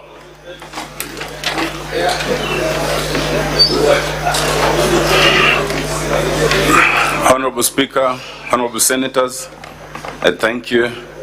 And this being my maiden appearance on this matter, I sincerely hope I did not drive my learned friend and his team away. But honorable Speaker, Kenya is indeed a mature democracy. We are so mature that, Mr. Speaker, we gave ourselves the most modern constitution in recent history 14 years ago. We are so mature that 7 years ago, we had the nullification of the only presidential election. Honorable Senators, Senator Fernandi, take your seat. Senator Kipsang, may the Counsel for the National Assembly be heard in silence. Thank you, Mr. Speaker. 7 years ago, we had the nullification of the only presidential election known to history. And today, Mr. Speaker, we are conducting impeachment proceedings unknown to this continent outside of the removal proceedings in a parliamentary system in South Africa. Mr. Speaker, I want to thank you and the Senate for demonstrating the maturity of a democracy. So much so that even when the Deputy President is unable to appear without anything on record, this Honorable Senate has accorded the Deputy Speaker the opportunity, the Deputy President, the opportunity for his counsel to be present, and they have voluntarily exited. The right to appear in person or by counsel is a right under Article 145. But like every other right, you can choose to exercise it or not to exercise it. The idea and the fact of these impeachment proceedings being open as they are and being so democratic, even to vote on the procedural motion, shows how mature our country has become. Mr. Speaker, before the 2010 Constitution, we would not have been here for this process for 2 days. We would not have been taking this process in the National Assembly. The President would sack the Vice President at whims, including for not liking the color of his shoes. The fact that we are here in a situation where to impeach a Deputy President, we have to go through these processes, Mr. Speaker, it shows our maturity. But let it not be mistaken, Mr. Speaker, as some people have, that the process of impeachment is a criminal trial. When you hear people ask the mover of the motion, do you have any proof? Can you demonstrate? It means they are confusing this process with a criminal process. It is not a criminal process. Mr. Speaker, what we have in impeachment is a halfway house between the whim before 2010 and the beyond reasonable doubt proof in a criminal trial. In the words of Article 50, all you have to show is reason to believe. Reason to believe. What the lawyers would call just a prima facie case. You do not have to demonstrate beyond reasonable doubt. So all the questions that I had my learned friends putting to the mover to prove, to demonstrate, they look good to the public gallery, but they add no value to the test for impeachment. Mr. Speaker, impeachment is like a vote of confidence or a vote of no confidence. Just the same way when you vote the president and the deputy, no one asks you to justify why, because you exercise your discretion. When you lose that confidence, no one should ask you to demonstrate why. That is why it's a political process. Otherwise, it could have been a judicial process or a religious process. Mr. Speaker, it is important to make 2 distinctions. First, that in this process, you do not have to prove anything beyond reasonable doubt. That's number 1. The beyond reasonable doubt can come later when the other processes come in, like the investigative agencies. Number two, Mr. Speaker, in courts, our courts use an adversarial system where you bring all the documents and you are restricted to what you have brought. The process in this house is inquisitorial under Article 145 all the way to 149. And therefore it allows this house to go beyond what the mover has brought or beyond what the other witnesses have brought. And this house has exercised that jurisdiction quite maturely. Mr. Speaker, I want to suggest that the idea of impeachment is one which is legal in process only, legal in process, but political in content and merit.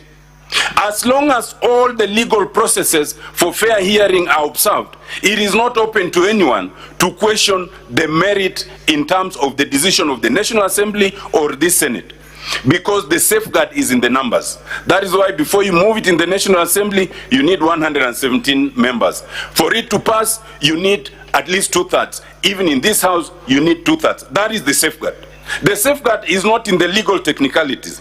Mr. Speaker, for that reason, while it looks juicy and it looks very good to the gallery to have that intense cross-examination such as we saw of the mover of the motion, Mr. Speaker, it is irrelevant. It is highly irrelevant, and to the untrained eye, they might think you are achieving much, but you are not achieving much. It must be remembered that the impeachment here is of the Deputy President, not the mover of the motion. So however much you discredit the mover of the motion, you do your client no justice when you do not address the substance of what is moved. Mr. Speaker, allow me to refocus on Article 150. Article 150 makes a very important distinction. And I heard the lawyers of the Deputy President saying that, there's precedent. There is no precedent in our courts in terms of impeachment. There is precedent in terms of removal from office of governors under Article 181. The word used is removal. The word impeachment does not appear in Article 181. But when you come to Article 150, two words are used. You can remove the Deputy President first, Mr. Speaker, under 151A, under 151 is removal. To that extent, the question of removal in 151, you can use the same standards in Article 181. But B, it says, or on impeachment. There is no other provision for impeachment, and we have not undertaken impeachment in this country. For that reason, Mr. Speaker, while the wording might look similar, the principles are different. Because for removal, for example, under 151, it's a strict legal process. You have to show and demonstrate that the Deputy President, has physical or mental incapacity. But when it comes to impeachment, it's a different matter. It's more of a political matter. Mr. Speaker, impeachment is a demonstration of impropriety, of unfitness for office, of it's taking political responsibility. Indeed, Mr. Speaker, in a representative democracy, it is the way of unvoting someone you had voted. Otherwise, you would be having a fresh election to decide, should we now remove this person from office? It is too expensive.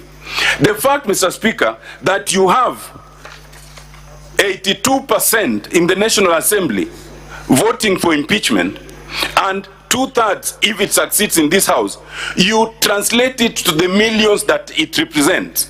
In the National Assembly, 82% translate to about 42 million out of the 50 million Kenyans. That is a significant number. Mr. Speaker, if this house is equally to vote, you translate it to the equivalent number of people it's representing. It is not a heavy matter. If it was any less, it would have been a decision for a single judge. Mr. Speaker, allow me to address two things, then I sit. In terms of substance. One, you have 11 charges. 4 of those charges oscillate around one issue, and that is the utterances by the Deputy President. And the charge is he made insightful and discriminatory utterances to the effect that only those who voted for the Kenya Kwanza are entitled to resources and positions in government in Kenya. That That is the summary of that charge. That charge is contained in ground 1, ground 5, ground 6, and ground 10. I want to submit, Mr. Speaker, that if you find even only that one charge to have been satisfied, then I want to implore the senators to vote yes for all those 4 grounds together. Has it been satisfied? Mr. Speaker, those utterances are admitted by the Deputy President in the documents before you. The meanings of those words in their variety is known to you and is known to Kenyans. The danger in words is something we know in this country way back in 2007. In our neighboring country, Rwanda, we know what words did. I heard the lawyers of the Deputy President suggest that he did not take any action. Under the law, under Article 10, under Article 27, you do not have to take any action. Utterances are enough, because utterances can do the very damage that the Constitution intends not to be done. Mr. Speaker, what is his response to that charge? There are 2. The first one is he was exercising free speech. Mr. Speaker, that is the easiest to dismiss. I invite the senators to look at Article 33, 2D, Roman 2.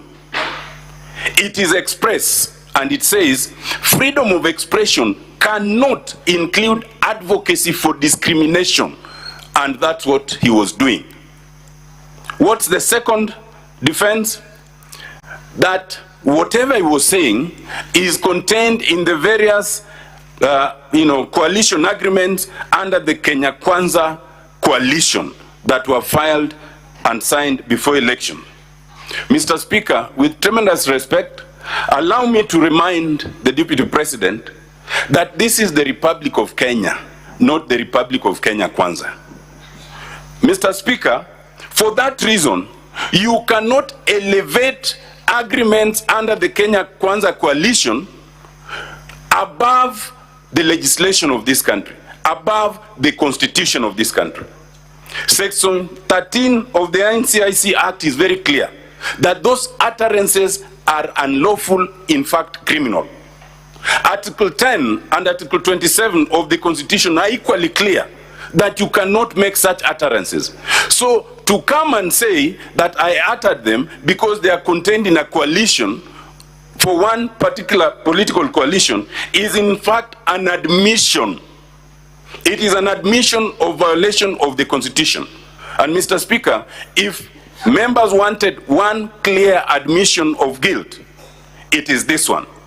It is not denied, the justification cannot stand, and indeed, Mr. Speaker, once one of the senators asked for the justification, and I heard the lawyers refer to the Schedule 3 of the Political Parties Act. Mr. Speaker, I invite the senators to look at Schedule 3, Clause 3E. It is very specific. It talks of sharing positions in the coalition structure, not sharing positions in government. And to try and mislead this august House makes it an aggravation of a wrong. And I invite you, Mr. Speaker, to find that there was a breach of this. And I think the worst of all is we were able to play a clip of the Deputy President after showing what he had uttered, saying that he has no apology. He said he has no apology. The clip was paid here. I invite you to look at the 798 pages that he has filed. There is nowhere where he has rendered an apology. So he leaves you in a position where he says, even if he was not impeached, he will continue doing that because in his view, it is justified by the Kenya Kwanza coalition. Mr. Speaker, I invite the honorable senators to find that this ground has been proved and to impeach the Deputy President on ground 1, ground 5, ground 6, and ground 10 for breach of the NCIC Act, Section 13, and breach of Article 10 and 27 of the Constitution. My last point, Mr. Speaker, allegations of corruption. Mr. Speaker, this House has had the various allegations of corruptions. You had the very direct evidence of Dr. Mulwa in terms of KEMSA. You had the very direct evidence of the Deputy CEO of ESCC. You had the various evidence in terms of Olive Garden, Vipingo, Outfund, and many others. But I will not go there. I will let you assess that, and my colleagues will address that. I want to address one fundamental thing. In your bundle, honorable senators, in volume 2A of the exhibits, you will find reference to a particular court decision. This is the decision on page 60 of 123. That is the decision in Asset Recovery Agencies versus Rigathi Gachagua. This decision was referred to, but I just want to take you directly to the finding on page 77. This was a case that the Asset Recovery Agency filed against the Deputy President. And this case was actually finalized 10 days before the last general election. What did the court find? The court found positively and declared that Rigathi Gachagua was found to have been having funds which were proceeds of crime and therefore liable for forfeiture to the state to the extent of 200 million.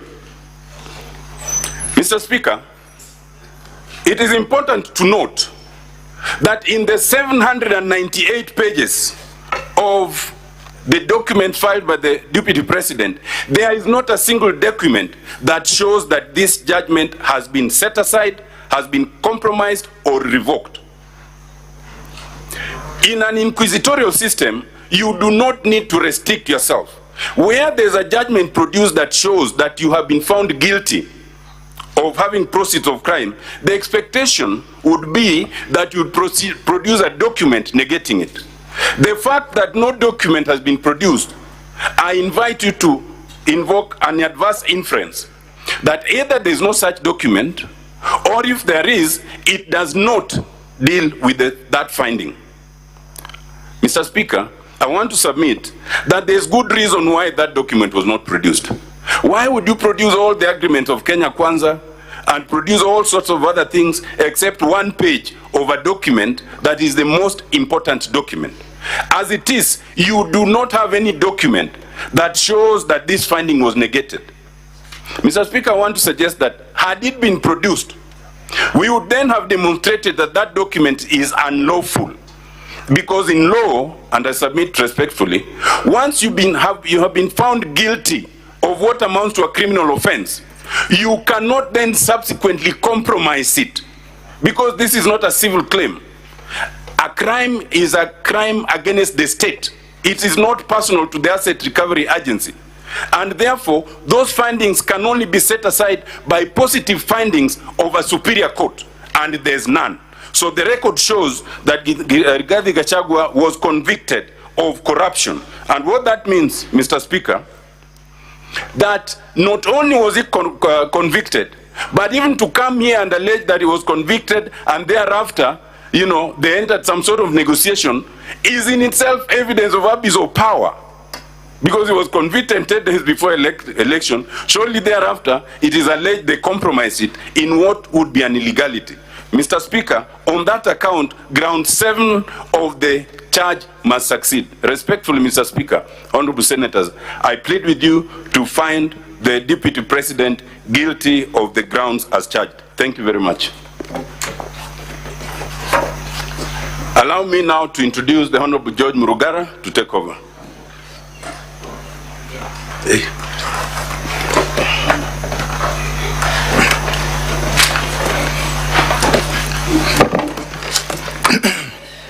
Thank you very much, Mr. Speaker and honorable senators.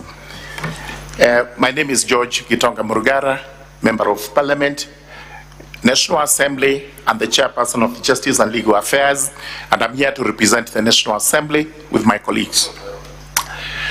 Honorable Speaker and senators, I'll deal with only one point which supports ground number 11 on the impeachment. And the ground 11 is insubordination and failure to actually act collectively with the other members of the cabinet and the presidency. There was an argument that was raised that some of the alleged misconduct on the part of the deputy president were actually committed when he was not the deputy president, and therefore do not apply to the proceedings before this House. Reference is made to Article 151B of the Constitution, which provides that the ground for impeachment would only be serious consideration of serious reasons to believe that an offense has been committed. There is no time limit that is set, because once there are reasons to believe that an offense has been committed, then that stretches back to whatever time that offense would have been committed. This is to say, if in the pendency of the life of the presidency or the deputy president, it is discovered that before you assume the office, you committed an offense, that forms a ground for impeachment. This leads me to the next argument, which are the admissions that the deputy president actually made before the House. Clearly, he admitted that the issue of shareholding in Kenya was live, and he was part and parcel of it. Therefore, Kenyans were shareholders. He actually admitted in the House and also in the press in the country that he believed the president was behind this motion. He also admitted that he had actually gone against the principle of collective responsibility on the basis that the cabinet had made unconstitutional decisions, which decisions he had to disobey. He also went on to dismiss this parliament as a theater of the absurd, and that he did not expect much from here. The question is this, and that, honorable senators, you have to grapple with. If the deputy president was actually to be saved by this House, with whom would he work? He would not work with the Kenyans whom he has antagonized with his shareholding notion that he has spread across the country. Number two, he would have difficulty serving with his boss, whom he has accused of being behind this motion. He would not actually work with the cabinet, where he is responsible for everything that is done in the cabinet and the sub-cabinet committees brought together by the principle of collective responsibility. He would not be able to work with this parliament, which he has called a theater of the absurd. With whom would he work? This is the question you have to ask yourselves. What we have before us today is like a marriage, and I have to draw that analogy because actually the position occupied by the subject of the discussion and the motion, the Honorable Rigathi Gachagua, is now untenable. He cannot hold that position because his position is irretrievable. He cannot work with any of the organs and bodies he's supposed to work with. Therefore, the position being irretrievable, then it means actually he has to be impeached. And I implore upon you to actually do so. Where a marriage is irretrievably broken, you cannot apply any law. The marriage is gone. Whichever law you try to apply, it does not matter. For the deputy president today, we cannot apply any measure of legalese because this is not likely to assist us in any way. The position remains, this is a political process, these political offices they are holding, and therefore they are irretrievably broken. As I pen off, honorable senators, honorable speaker, sir, I will refer you to a biblical book in the Old Testament, the book of Jonah, chapter 1. And when the senators retire, they can actually look at that, the entire chapter. What happened here when Jonah disobeyed the command from his superior, and that was the deity?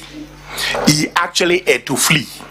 And when he fled, he took a ship to a different city, not where he had been commanded to go.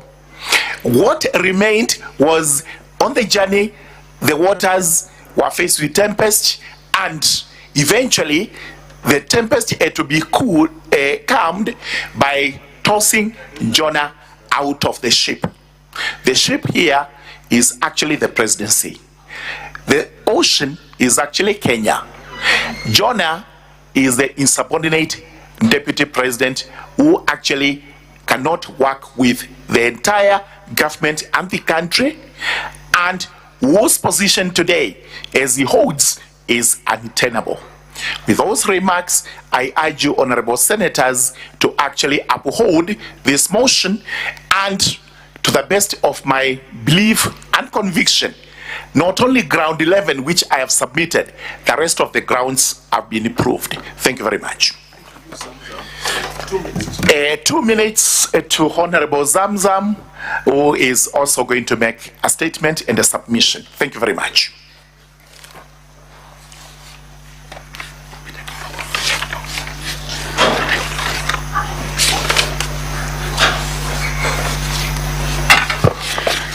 Mheshimiwa Spika, kama mwakilishi wa bunge wa eneo bunge la Mombasa na bunge la taifa la Kenya, Mheshimiwa Spika, leo nimekuja hapa kuwaletea yale mashtaka ambayo yameonekana katika bunge letu. Mheshimiwa Spika, Mheshimiwa Spika, mengi yamezungumzwa.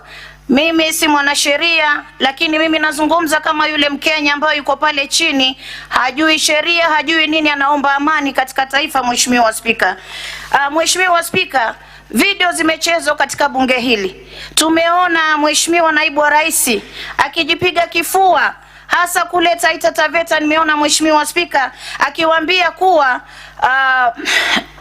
hawana shares, na akawaambia nyinyi kama mnataka hisa muongoje 2027, manake hata rais akinambia mimi niweze kuwaletea maendeleo, na mwambia kwanza subiri niangalie kwenye mfuko wangu wakiwa kama wako kwenye orodha ya kupewa maendeleo. Mheshimiwa Spika, Mheshimiwa Spika, ifahamike kuna wakati mmoja Kenya iliingia kwenye vita sana. Mheshimiwa Spika, tuliona maiti ya kina mama, mtoto hajui mama amekufa, mtoto alikuwa ananyonya matiti. Mheshimiwa Spika, Mheshimiwa Spika, hatuwezi kutaka taifa hili lirudi kule tena. Mheshimiwa Spika, Mheshimiwa Spika, ndani ya Mombasa nina wajane ambao wananitegemea sana. Mheshimiwa Spika, uniletea malilio yao, na leo mimi kama mama kaunti wa Mombasa nalia kwa sababu ya mayatima ambao waliachwa na ndugu ya naibu wa rais. Mheshimiwa Spika, haiwezekani kuwa leo mimi na mume wangu tutafute mali yetu na tuna watoto wetu, kisha akifa ende mbele ya Mwenyezi Mungu nije nipokonywe mali yangu, niache na watoto wangu wakihangaika. Mheshimiwa Spika, ukiangalia umri ya hawa watoto wa ndugu yake Mheshimiwa naibu wa rais, wametoshea kupewa urithi wao. Mheshimiwa Spika, lakini hata kuna tetesi mwingine yoozea kule kwa jela. Mheshimiwa Spika, kwa hiyo Mheshimiwa Spika, mimi nasema, nilisikia mwanasheria akisema to save makanga. Mimi nasema makanga ameiba pesa ya abiria, dereva hana pesa ya kupelekea mwenye gari. Kwa hiyo mimi nasema wamwache dereva apeleke abiria mpaka station ya mwisho, kisha akifika kule atajua atatafuta makanga mwingine namna gani. Mheshimiwa Spika, hatuna sisi uchungu na watu wa mlima, lakini tunachosema tulikuwa na Uhuru, tulikuwa na Kibaki, tulikuwa na Kenyatta, hatukuwahi kuona mambo ambayo tumeona kwa deputy president. Mheshimiwa Spika, huyu ni sumu, atavuruga Kenya, ataharibu Kenya. Naomba bunge hili la Seneti, amani ya Kenya iko kwenye mikono yenu, na waomba mtoe uamuzi wa uhakika. Huyu jamaa hapendezi kabisa kuwa katika nafasi ambayo yuko ndani sasa, na waomba kwa heshima na taadhima tuweze kumtimua leo, Kenya iweze kupata mtu ambaye atamsaidia rais kufanya kazi akiwa ameweka amani na umoja wa Kenya mbele. Asante sana Mheshimiwa Spika.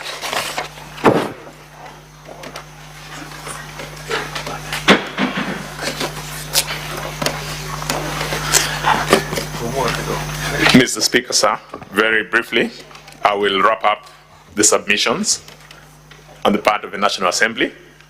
I'll endeavor not to repeat what has already been captured on the record.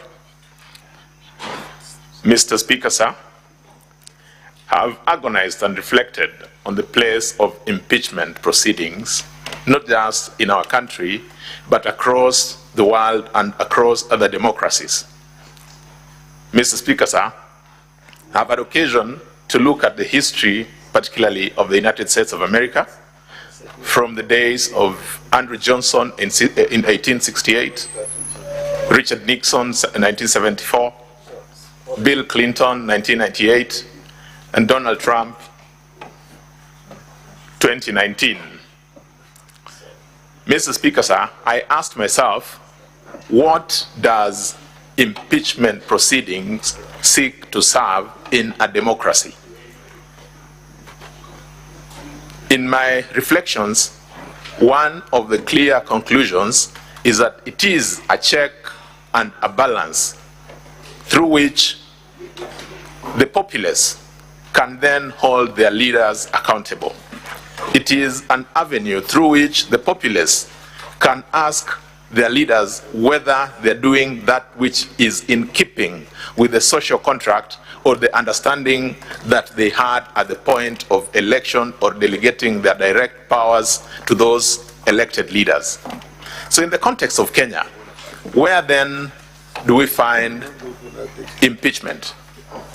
Mr. Speaker, sir, our history has taught us very bitter lessons.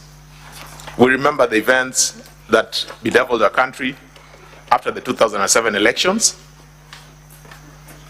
It is after those events that we gave ourselves a new constitution. In that new constitution, Mr. Speaker, sir, we found it necessary to, in an unprecedented way, speak about our values, speak about the fabric of our society, the things that pull us together, the things that we share as a people. The preamble to our constitution, in particular paragraph 3, reads, "We, the people of Kenya, proud of our ethnic, cultural, religious diversity, and determined to live in peace and unity as one indivisible sovereign nation," and continues so on and so forth. From those words, we realize what the thinking of the Kenyan people was right from page 1 of framing of our constitution. We then went to substantive provisions. A lot has been said about Article 10 of our constitution, to the extent that it speaks to the values that as a people we want to be associated with. We have dedicated a whole chapter of our constitution to the questions around leadership and integrity. It then tells us how central the values that we hold are to each other as a nation. Now, if we look at impeachment from that lens, then we realize and appreciate that impeachment then comes in to hold our leaders at an even higher pedestal, so that we have a tone at the top that is acceptable, a tone that gives us what has been called elsewhere political hygiene. We have had occasion in this country where people who have been in positions of leadership have been treated in what other people have thought has been harsh treatments. But it is because when there's a tone at the leadership to be set, it must be clear, it must be vibrant, and it must be the right tone. We've had leadership, people from the leadership who've lost their office because of having pinched somebody. We have people who have lost their offices because of utterances that were considered inappropriate. A slap has gotten somebody to go through a fairly painful process. It is because the slap is not necessarily the issue, it is the message that it sends. And so similarly, when we talk about our leaders, we then must ask ourselves, what does one wrong word do to the fabric of our society? It is on the basis of that background that we then consider the impeachment motion that is currently before this House. My colleagues who have spoken before me have taken us through the provisions of Article 150, 1B, which then speaks to the very grounds that this House should consider in whether to impeach His Excellency, the Deputy President, or not. I wouldn't want to go into those grounds because the record before this House contains material in support of those grounds. I would urge, Mr. Speaker, sir, that now that His Excellency the Deputy President has had occasion to present material before this House, that this House could consider in response to the motion for impeachment. When you retire to debate, to deliberate, we urge that you take into consideration the entirety of that material. We also ask that you also take time to look at what the mover of the motion presented before this House, as well as all the witnesses, including what came from public participation. That would give us an opportunity to, in a very objective way, reflect on what and how to deal with the questions that have been presented. I need not go into the specifics of each of the charges, but if I was to give examples, when we have a leader occupying the high office of the Deputy President of this country, somebody who is required by the Constitution to take an oath confirming or affirming to Kenyans that they will not divulge whatever comes out of secrecy, out of confidential conversations that come to their knowledge by virtue of the office that they occupy. If that person then defies that bond or that commitment that they've had with Kenyans, it is a gross violation. Similarly, when we have somebody occupying the space of the high calling of the office of the Deputy President, admitting issues that would amount to conflict of interest between his personal interest, his family interest, and which have financial implications. Again, our laws then dictate that those are reasons that would be sufficient to impeach such a Deputy President. We've had examples that have been given about utterances that have been considered to be unpalatable. Again, looking at the entire framework of what our Constitution anticipates, looking at what those words would mean to a man off the streets of Nairobi, off the streets of Mombasa, or any other place. If we all come to the understanding that those words taken in their natural meaning could cause some measure of discomfort, they are considered to be divisive, they are considered to be of such a nature as to bring or sow seeds of discord between us as people in this country, then it is the responsibility of this House to speak, and to speak on behalf of the people of Kenya, because it is one way of ensuring that there are checks and balances that flow from the constitutional powers vested in this House. Mr. Speaker, sir,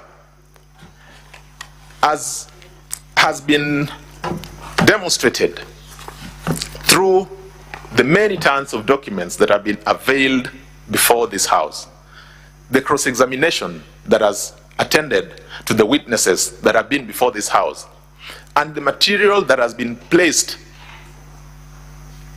by the mover, by all the parties who've had an opportunity to participate in the proceedings of this House, we have absolutely no doubt that this House is perfectly capable of making the appropriate decision in each and every of those counts. And just for emphasis, Article 150, Subarticle 1B gives us 3 grounds.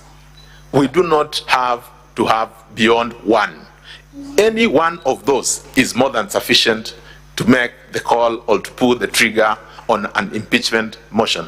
Mr. Speaker, with that, I rest, and we thank you for according us this opportunity this evening. Most obliged. So, are you done now with your submissions? Yes, Mr. Speaker, sir. We are done. Thank you. Now, honorable senators, I'll refer you to the program. You will notice that after the closing statements from the parties, the Senate is supposed to move to a closed session to deliberate on the issues that have been raised, and that is pursuant to our rules of procedure. That is demanded of us by the rules of procedure. So at this juncture, I will allow the parties to retire as the Senate moves to a closed session. That closed session will take us not more than half an hour. After that, we'll come back.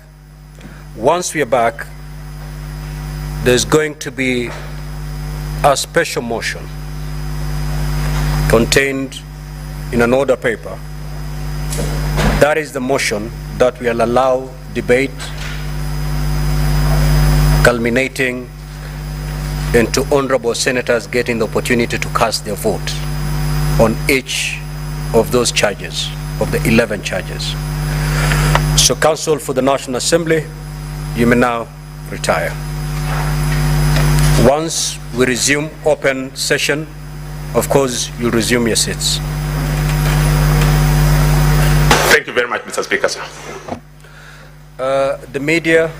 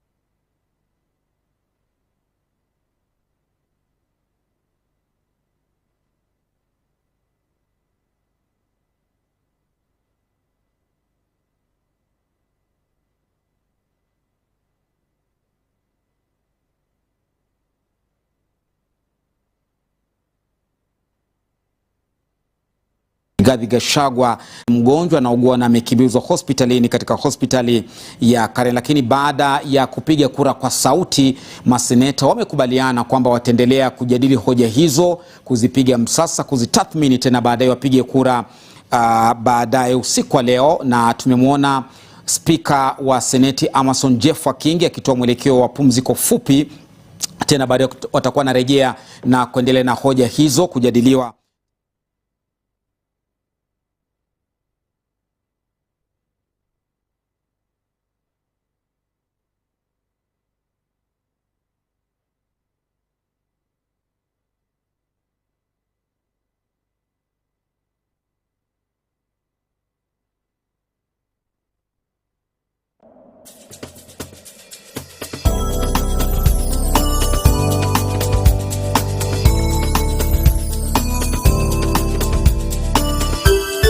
Unatazama Mwangaza TV, tumaini lako.